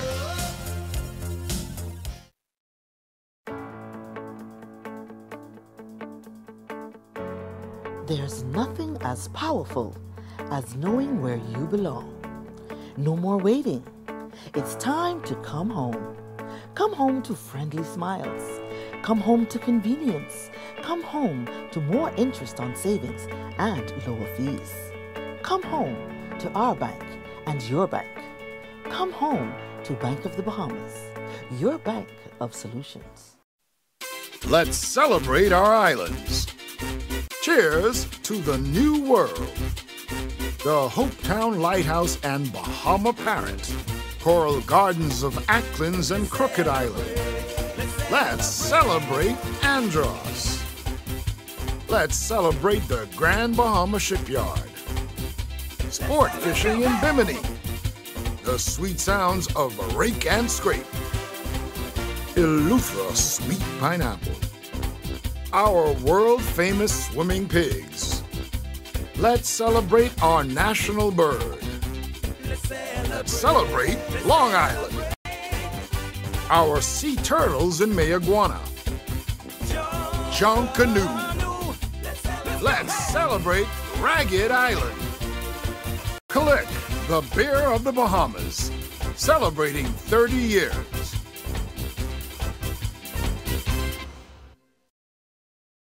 We start with a yes, but when life takes unexpected turns, you can still say yes to more. The Scotiabank Aero Platinum MasterCard credit card gives you points with every purchase that you can use to travel anywhere. Fly on any airline, anywhere, at any time, with no blackout dates. Plus, with just 20,000 Scotia points, you can say yes to destinations. With Scotiabank Aero Platinum MasterCard credit card, it's easier to say yes to everything. Apply today. This portion of the news brought to you by McDonald's. McDonald's, I'm loving it. Minister of Transport, the Honourable Frankie Campbell, says the government has received notice of the acquisition for the old Phil's Food Store on Gladstone Road, moving it one step closer to relocating the previously condemned East Hill Street Post Office. The minister says government will then physically claim the building to move forward with that process, and he hopes that staff relocated before the end of this year. All the relevant ministries and agencies are now coming together to coordinate that. And I'm satisfied that shortly thereafter, work will begin. I know that the people at the General Post Office, our dedicated staff, have been long suffering, and I want to say to them that the light on the horizon is getting brighter and brighter every day. Well, the minister says provisions will also be made to ensure that staff at the post office will be able to get to work easier amidst concerns over the distance. Although he couldn't say how much, Mr. Campbell says some funds have already been set aside for the relocation. In tandem with that, we will look at the bus route to ensure that there is adequate busing for that area. And I believe that we have a team also in search of a satellite station in the downtown area. So for those persons who were of the view that there would be no representation of postal services in the downtown area, we will have a satellite station, and so the downtown businesses and the persons who live nearby will still have that ability to access. Minister with responsibility for the public service and the National Insurance Board, the Honorable Brenzel Rolle, says there are no immediate plans to increase NIB contributions, although it's something that's been pondered. His comments come amidst a report from the Inter-American Development Bank, which suggested that contributions must more than double to more than 20% to avoid a long-term pension crisis. That report noted that eliminating the deficit will require rates to increase to 20.3% from the current 9.8%. This has been a position of the IDB as well as the some sectors in NIB for a long time. NIB is reviewing all of its options, but the government has not at this time looked at a position for increasing anything or decreasing anything. Basically, what is happening is benefits have increased, contributions have gone down, and that's a consideration that the government has to, at some point, seriously look at, and we are internally looking at it. Minister Rolle says this fiscal year, the National Insurance Board will be focusing on critical issues such as its computerization and addressing occupational health. Rolle also provided an update on the V3 computer system, which had resulted in payment backlogs.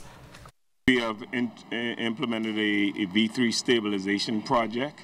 So far, we are receiving moderate results, and certainly we will be in a better position to respond to the public at the shortest possible time, because we have engaged 20 temporary workers to see the extent to which we could catch up on the backlog of work at NIB. Farmers across the country met with industry experts today to discuss the ways to modernize the industry while protecting their assets. It's the focus of a Ministry of Agriculture three-day conclave taking place at the National Training Agency. Agriculture Minister, the Honorable Renwood Wells, noted that farming can become the third economic pillar of the country, and he told farmers that they have a pivotal role to play in helping the nation reduce its more than $1 billion food import bill. Our goal for agriculture is simple. We must increase the quantity of our output in order to reduce our reliance on food coming into the country from foreign sources. While this goal is simple, the process of achieving it is highly complex, with a myriad of factors that will challenge and affect our effort.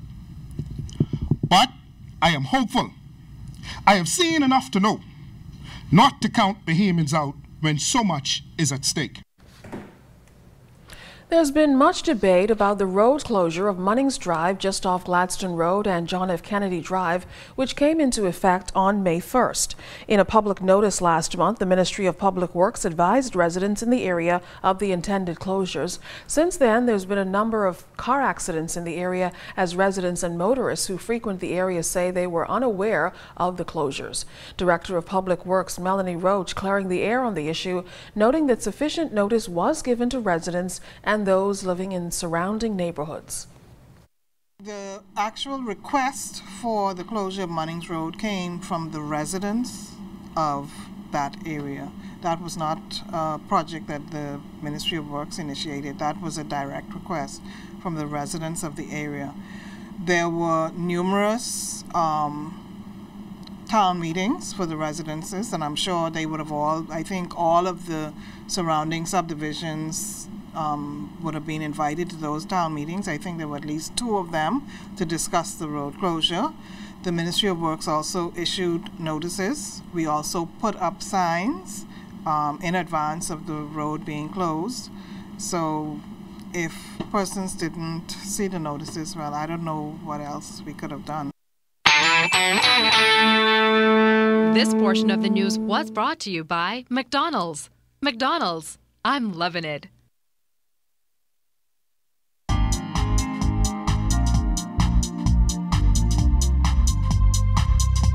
This is your Royal Fidelity Business News. I'm DeAndre Williamson.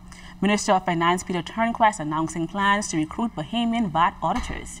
During the Institute of Internal Auditors Week, the Deputy Prime Minister announced that the government's VAT audit plan will create new career paths for Bahamians and eliminate the practice of outsourcing to international VAT auditors. Turnquest says the Ministry of Finance is currently recruiting 30 accountants. 15 will support the needs of the government, and the others will be trained to join the VAT audit team.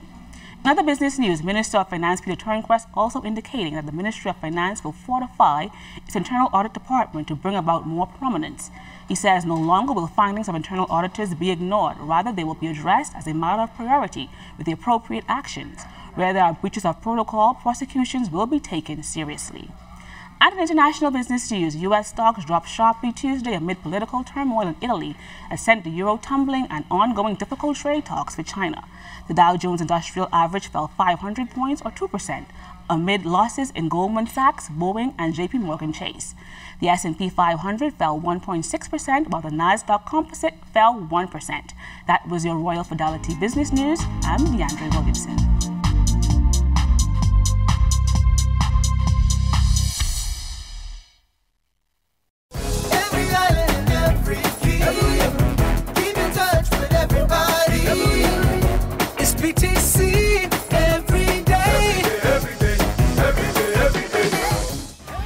It is that time of year again, Haitian Flag Day, and once again, BTC is your title sponsor.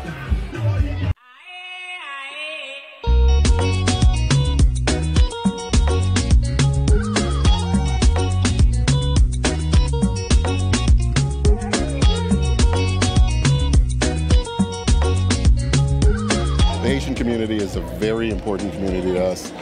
We're all about connecting people. And where else would we be on a beautiful day like this, other than connecting with all these beautiful Haitian people? We try to market it to the young people so that they can have pride in themselves. Hence our theme. We have value. That's this year's theme for Flag Day. And so we show it off, and we want everybody to be proud of who they are, no matter where you're from, no matter who you are, just have pride. Our demographic is definitely the youth. We have to be where the young people are. And it's amazing, even in a cross-cultural environment like this, that the young people are engaging with the music and the food and with BTC. And we're really happy to be, a part of that. So BTC and The Connection, we have had a wonderful time here at Haitian Flag Day 2018. Can't wait to see you again next year. I'm Corval Byfrom, and we'll see you next BTC Connection. Every island and every key, keep in touch with everybody. It's BTC every day. Every day, every day, every day, every day. Know how you can save more money, save more time, earn more interest, and have more for the future? The solution is an account from Fidelity Bank. With our ASU Savings, Fixed Deposits, and Preferred Client Program, you can get free financial advice from our team of experts, competitive interest rates, and free online banking for simple and safe banking anytime, anywhere. Open a fixed deposit or savings account with Fidelity by visiting a branch today. Get into the rhythm of saving with Fidelity. Fidelity, we're good for you.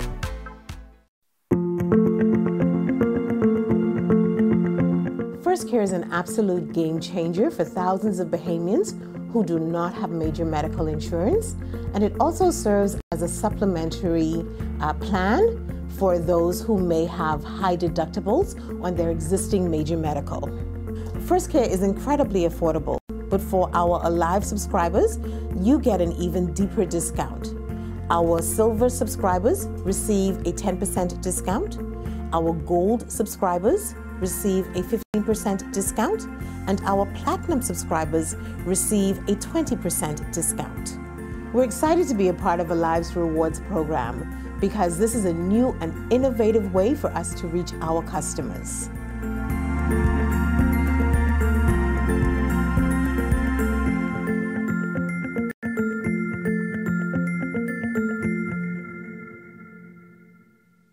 At Pizza Hut, your first topping is free. We're having Pizza Hut tonight! Flavor up for free at Pizza Hut. Get your first topping free when you order any large custom pizza. Make tonight pizza night with a deal as craveable as the pizza. Call 603-3333 or order online at pizzahutnassau.com today. Pizza Hut Saunders Beach and Prince Charles Drive for the love of pizza. Free, reliable, anytime, anywhere, and instant. That's the benefits of using RBC's digital banking, ATM services, or mobile app. Pay bills, check account balances, transfer funds, and more. Enjoy the freedom of banking on your own terms. Why wait in line? Save time. Do your banking using RBC's digital banking, ATM services, or mobile app. Visit rbc.com/Caribbean to find out more.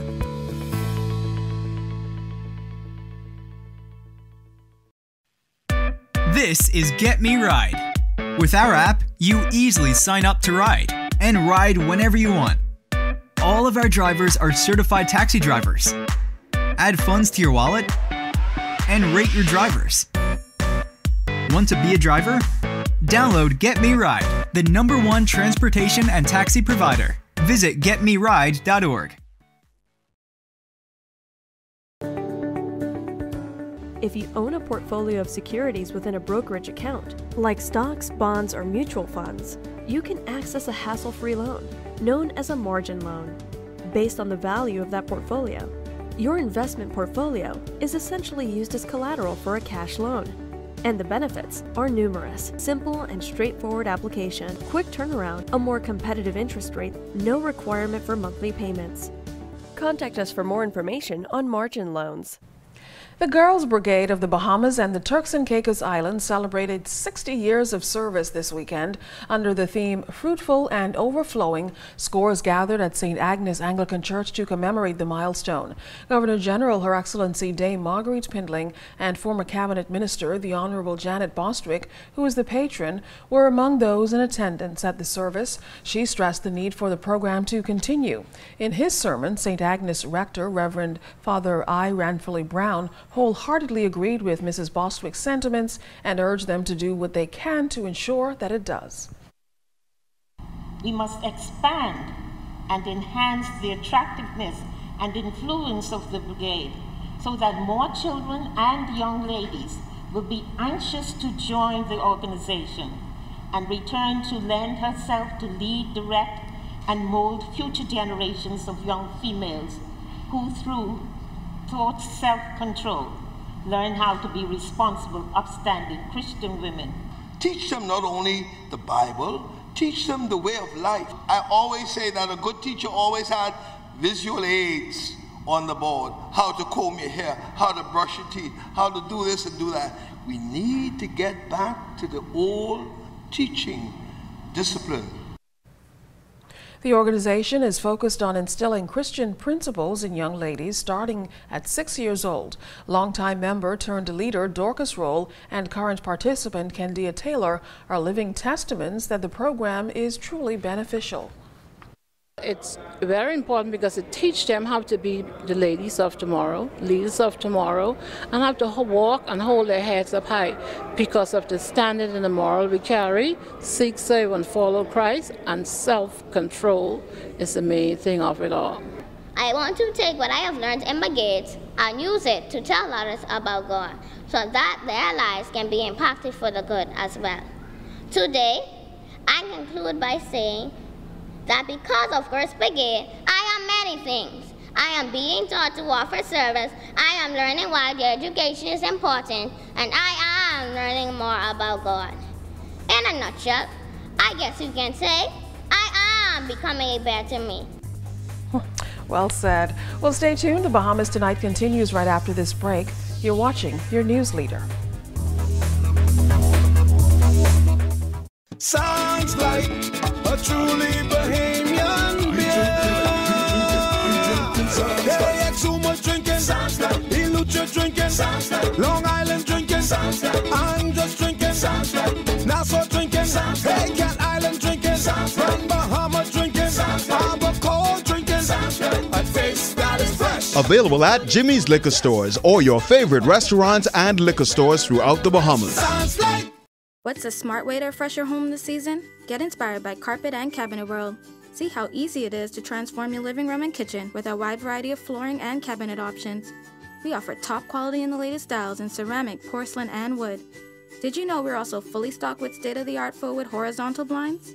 Stop by Cabinet World to explore the exciting possibilities with our customized cabinetry to suit your budget, style, and taste. Carpet and Cabinet World. We make it happen. Get your free quote today. Free, reliable, anytime, anywhere, and instant. That's the benefits of using RBC's digital banking, ATM services, or mobile app. Pay bills, check account balances, transfer funds, and more. Enjoy the freedom of banking on your own terms. Why wait in line? Save time. Do your banking using RBC's digital banking, ATM services, or mobile app. Visit rbc.com/Caribbean to find out more.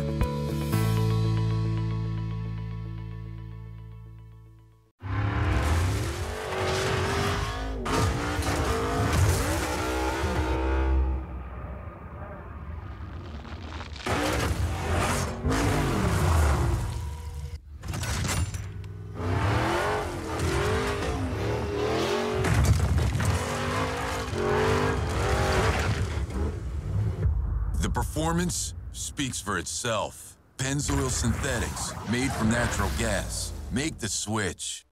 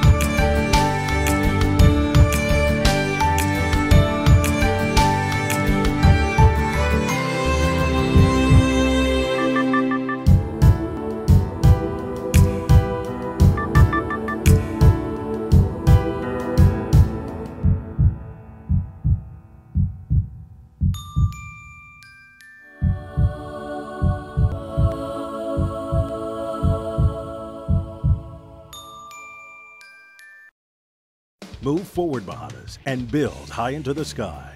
Move upward and colorize those new walls. Move onward and build a garden to last a lifetime.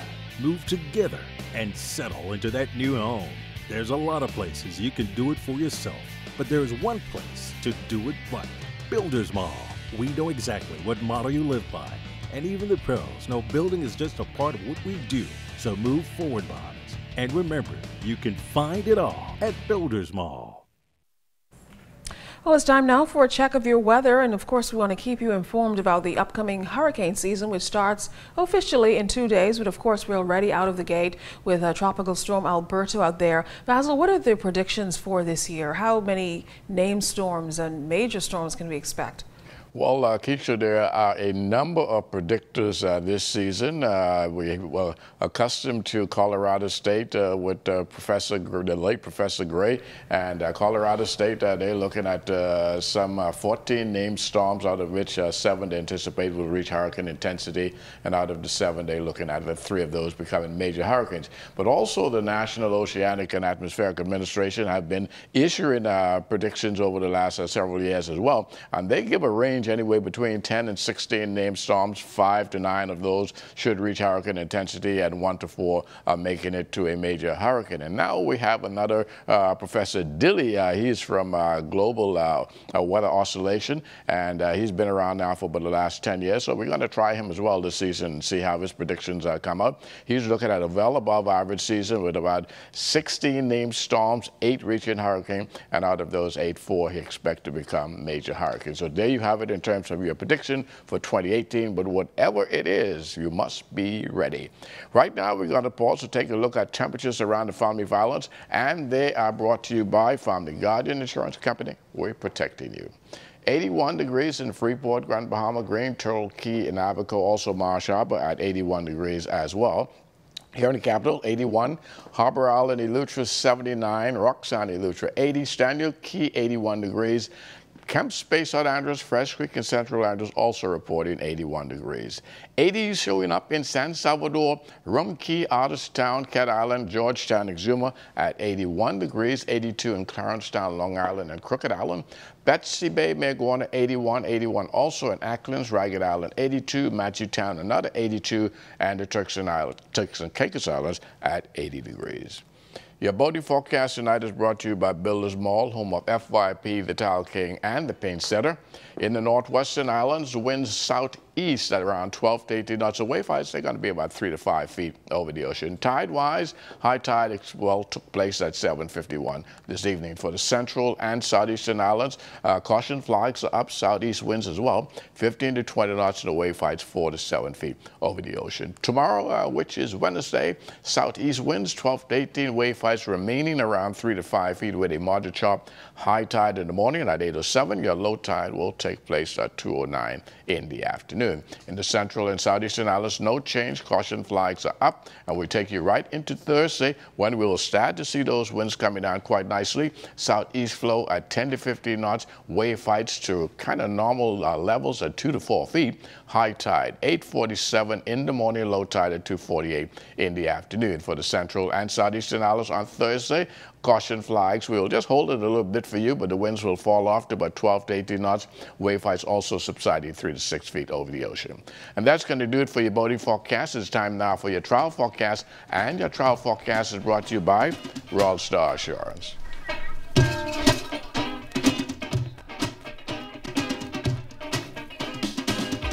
Take that mess from off the wall.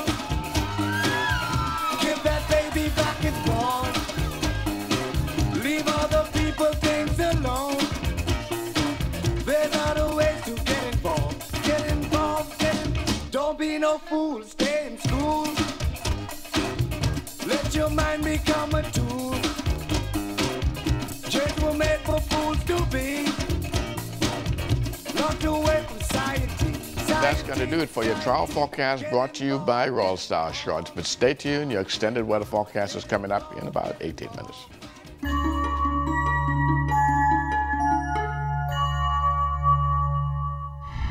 Welcome to Tips for Wellness. I'm Dr. Indira Grimes. Talking to your child about sex doesn't have to be difficult or embarrassing.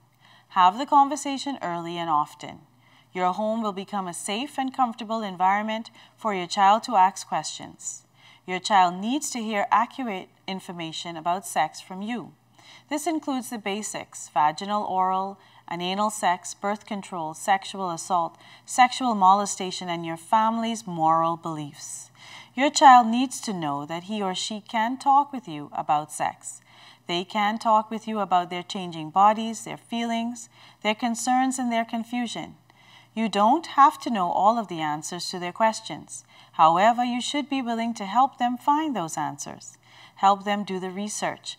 When you don't know the answers, you want to be approachable. You want them to feel comfortable talking with you about sex. Don't wait until your child asks you about sex before you find the right words. Plan ahead at every age and stage. Be prepared to discuss all kinds of sexual activity as well as same-sex relationships. This has been Tips for Wellness. I'm Dr. Indira Grimes. Live your best life by living well.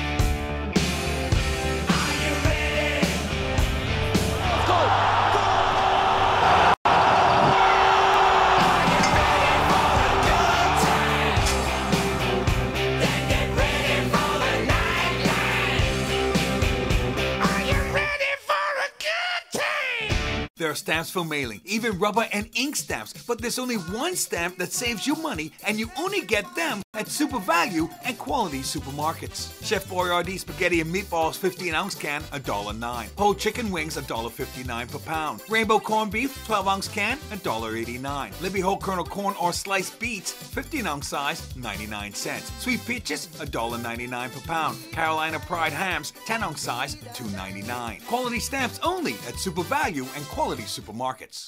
Joy has something new in store for you. For even longer lasting suds, a more powerful clean, and a delightful new scent, try Joy Orange. Try it now and you could win a trip for two to Vegas, a trip for two to Orlando, or $1,000 cash. Just buy two 30-ounce bottles of Joy Orange and take your receipt to purchase on Robinson Road. Try Joy Orange and enter to win today. Promotion ends June 22nd. Life is better with Rubis Rewards. Just fuel up and swipe for your chance to win free fuel, cash back in our stores, restaurant and store discounts from our partners, plus prizes and surprises. It doesn't get better than this. Your Rubis Reward tag is free at every Rubis service station in New Providence. Get yours today. Rubis, it's just better.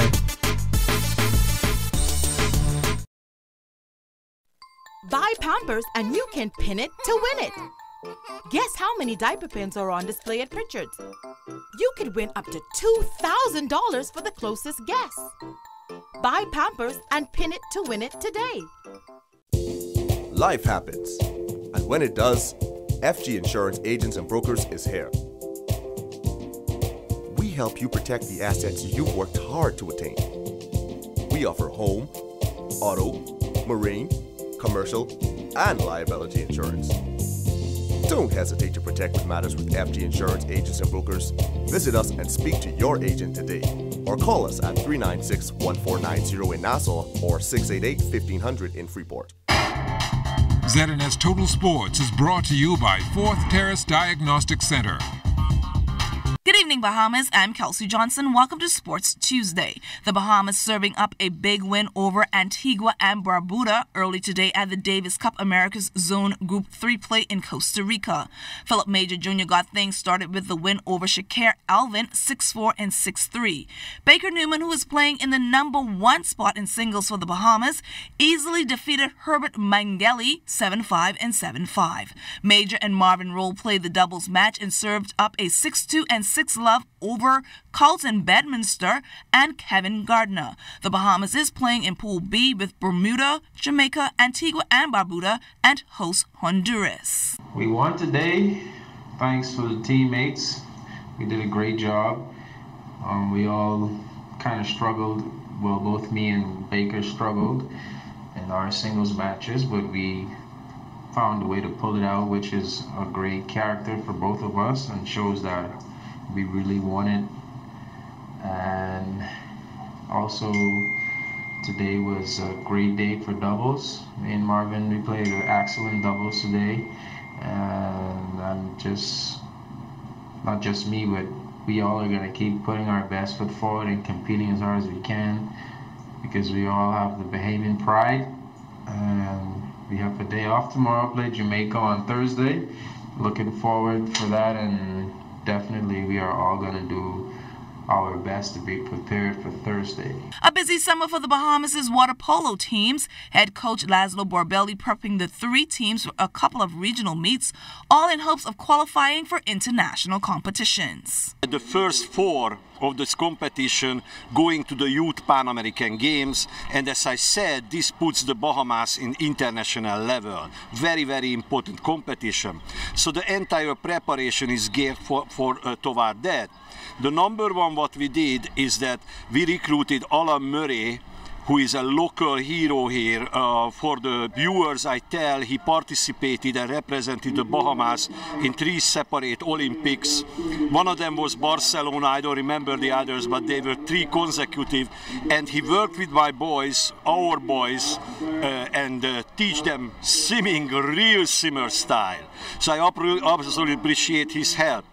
Then we had Peter Hudák, who is a Hungarian coach working in Texas, And he had the fortune to train with the best, he was apprentice of the best water polo coaches, the American female national coach and 2 Serbian coach, and we all know the Serbians are best in this business beside the Hungarians.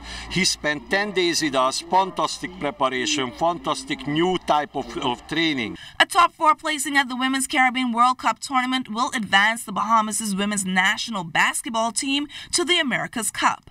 The Caribbean World Cup tournament will tip off on June 15th in Suriname. The Bahamas will leave for play on June 12th. We get a good chance of advancing, but our focus is not to come in the top 3 unless it's first.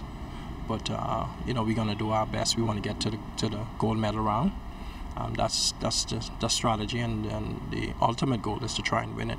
Amajal Knowles caught up with national record holder in the women's triple jump, Tamaya Myers. Here's his report. With a national record under her belt, Bahamian track and field athlete Tamara Myers is settling into life after collegiate athletics. This after graduating in 2015. We caught up with the former University of Arkansas track and field standout for this week's athlete profiles. As for her feelings on breaking the national indoor record for the triple jump earlier this year. It felt really good. I initially broke the record at the UE Games Invitational in Jamaica. It was about March, I think 12, I'm not sure, but it was 14:02. It was really exciting. My reaction wasn't what I thought it would be. More shocked and quiet, looking forward to breaking the record, and I did. And then I went to Penn Relays and I broke the record. Not a lot, but 14:03. And I was after that for a while from college, and so to get that record from Jackie, who's a respected jumper, by the way, means a lot to me, and I just want to keep working to move my record forward in the near future. Myers telling us that as an athlete with a full-time job, it is now her duty to find the balance between work and training. Well, I'm working now, so full-time job, so it's kind of difficult trying to get here for 5:30. I get off 4, but I'm really happy to be working with BAMSI, the Bahamas Agriculture and Marine Science Institute. They're really working with me and allowing me to get to work from 8 to 4 instead of 9 to 5 to at least make it to training. So I'm happy with that, making it to training gym sessions, and hopefully soon, coming fall, I'll be able to, based on things that are going on now with me, I'll be able to make training consistently, and looking forward to that. As for what's next, Myers says she's working towards NACAC and the CAC Games that's expected to be held later this summer. For ZNS Told Sports, I'm Amajal Knowles. Thanks so much, Amajal. More and more persons are volunteering their time to train and work closely with athletes who compete in Special Olympics Bahamas. The annual track and field meet was held on Saturday at the Thomas A. Robinson Stadium. Grand Bahama was one of 5 islands that were represented by 17 athletes. The athletes have been training year-round. They look forward to coming to the Nationals. This is the biggest event for Special Olympics Bahamas, and they hoping to meet new friends. Right now, it's about getting all the medals instead of getting ribbons. They enter the first and second. They're hoping to get chosen for World Games. World Games is next year, and we're carrying a group of athletes, and Grand Bahama is right up there with athletes, hoping they are chosen to go to World Games. According to Coach Nicole Dandrick, who assists with Abaco School, the sporting events is just one of several events the athletes look forward to. The athletes mostly know each other, and getting them to be more active and engaged in the community. There's not a lot of venues or places that allow, that's a suitable environment for them to be social and part of something so big and great as this.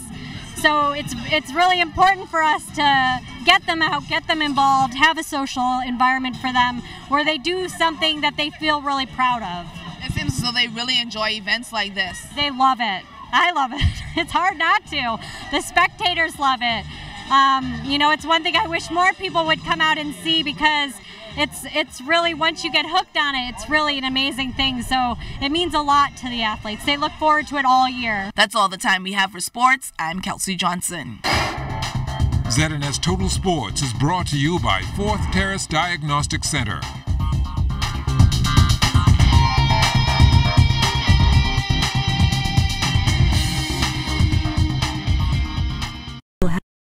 Bounty and Charmin will have you winning and grinning. Yes! Buy these products and enter to win these prizes. Nice! Win and grin with Bounty and Charmin today. Starting June 14th, the Broadcasting Corporation of the Bahamas proudly presents the exciting games of the FIFA World Cup 2018 live from Russia. Watch all the thrilling action as 32 teams play for 64 heart-stopping matches in 11 different Russian cities until the sensational final match on July 15th in Moscow for the coveted place in the 2021 FIFA Confederations Cup competition. Tune into ZNS TV this June for the FIFA World Cup 2018 live from Russia, and be sure to contact your ZNS account executive or the ZNS sales office at 502-3800 to book your special FIFA World Cup 2018 sponsorship package. Every day you wake up with the world in the palm of your hand.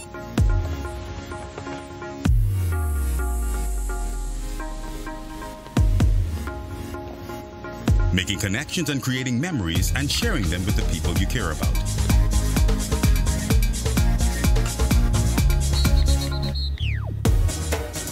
Every day, the world is at your fingertips, and you can experience every blockbuster movie in stunning HD and top 100 Billboard music hit with the touch of a button. Every day, your family and friends are important to you, and staying in touch no matter where you are in the Bahamas or the world is your #1 priority. And that's why, every day for over 100 years, BTC has been there to ensure that every Bahamian has the best connection to the world. We cover every island, rock and key, regardless of the cost. This is BTC Country. Adrian Gibson. Now the Bahamas residents can fly or cruise free to the Family Islands. What are your summer vacation plans?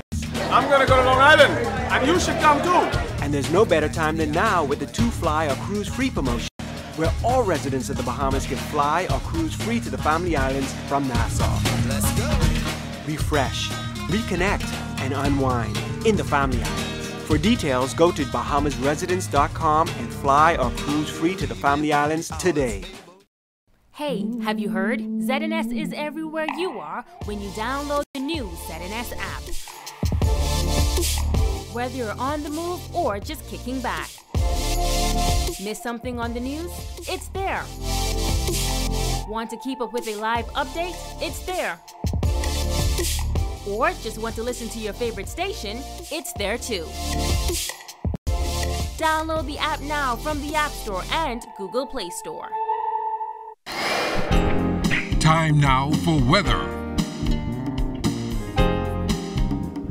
In our final look at weather, we take a look at that trailing feeder band continues to work its way over western Cuba, and that's firing up some showers which are all moving towards the north. On the home front, high pressure is beginning to build across the island as the convection moves over the western part of the Bahamas. Grand Bahama, Bimini continue to get some of that cloud cover and 1 or 2 showers as well.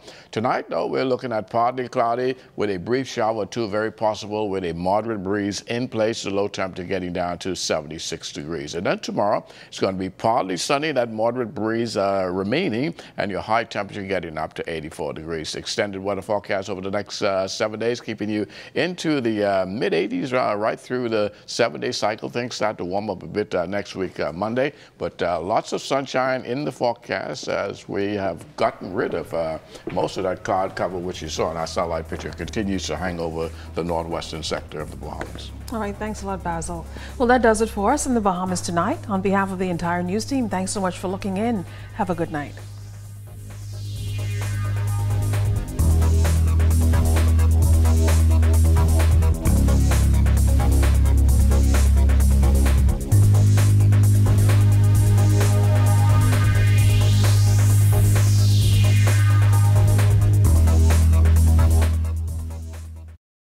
Hey, have you heard? ZNS is everywhere you are when you download the new ZNS app.